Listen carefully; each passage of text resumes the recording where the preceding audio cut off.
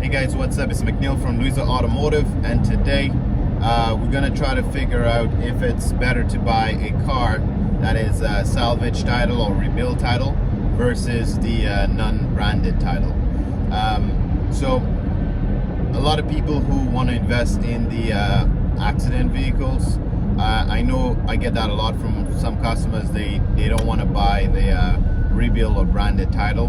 They want to stick with the branded none, even if they are aware that the car had an accident. And then I think the thought process is, if the car is non-branded, it has a little bit more value, so it'd be easier to sell it and get rid of it.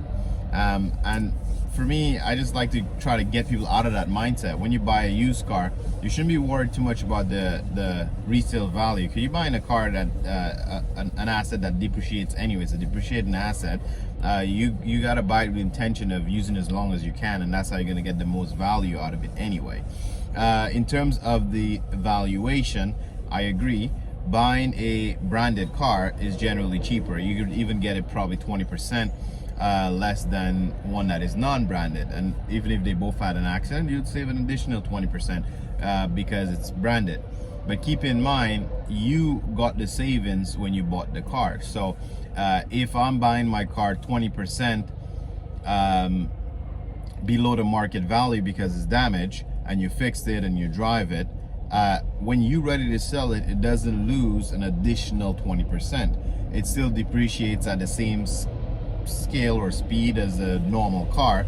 And since you already saved the 20%, when you were reselling it, that means the new person is getting saved the 20% too, but you not losing additional 20%, if you understand what I'm saying, because you already saved 20% when you bought it, so you will be selling it below the market value, but you're not losing money. The depreciation speed from there is pretty much the same. Actually, the longer you keep the car, the older the accident is, the older the car is, the less relevant it is. So if you're selling the car, 10 or 15 years later, the guy who's buying the car for 4 or 5 grand now, if that's what the car is worth, they wouldn't care about the accident history. So at some point your depreciation slows down, and it will catch up to a normal car, because nobody cares at a certain age and kilometers on a car. Nobody cares whether the car had an accident or not. So based on that, I would say, if the whole point of you buying an accident car is to save money, you might as well buy the branded one, because you could save even more money.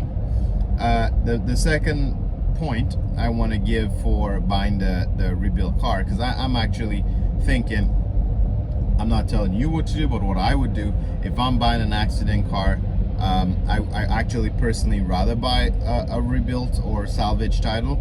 And the reason being is, in my experience of buying crash cars, I got some cars that were damaged pretty bad, and for some reason it was not branded salvage when I personally feel it should have been. And there's some that I bought that was branded salvage, but I felt like it was not structural at all, and it probably should not have been branded. Sometimes I found one that has a very minor accident, and I feel like it shouldn't being branded, but it is branded salvage. So the way it works is the insurance company adjuster comes out, and depends on the insurance company, depends on the guy who's doing the adjustment. Sometimes they brand the cars that shouldn't be. It's based on his discretion, right?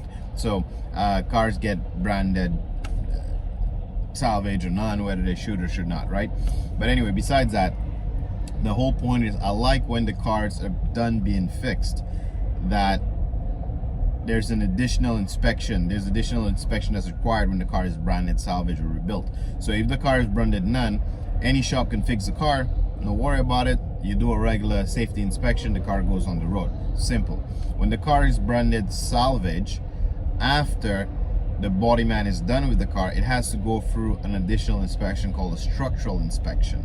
If the car passed a structural inspection, then the title gets flipped from salvage to rebuilt. So why I like the branded car is because I get the peace of mind to know that on top of the body man fixing the car gets inspected by an expert who tells you the frame has been compromised or the frame has been fixed right, and then you get a safety inspection again. So there's all these additional inspections that's required to make sure the car is fixed right. When you buy a car that's non-branded, none of that is it skips when you buy a car that's not branded, it skips all those steps. It just goes straight from the bottom end. You can do safety and then it's on the road, so you don't even know if your car was structurally compromised. So a tip is, I'm gonna end this video with a tip saying, if you're still not convinced and you choose to buy a car that's branded none, I would still say, you know what, it doesn't hurt for you to pay a shop to get a structural inspection. Just get a structural inspection to make sure that the car was not structurally compromised, and then the car was fixed right if it was. Okay, so again, my vote would be for a branded car, just because you get the most savings that way. So if we strictly buying an accident car because we're trying to save money and we're trying to be smart and find money, and we know that cars depreciate and not go up in value, so you want to get it as cheap as you can, buy the branded car and drive it as long as you can. Hopefully this helps, and catch you on the next one.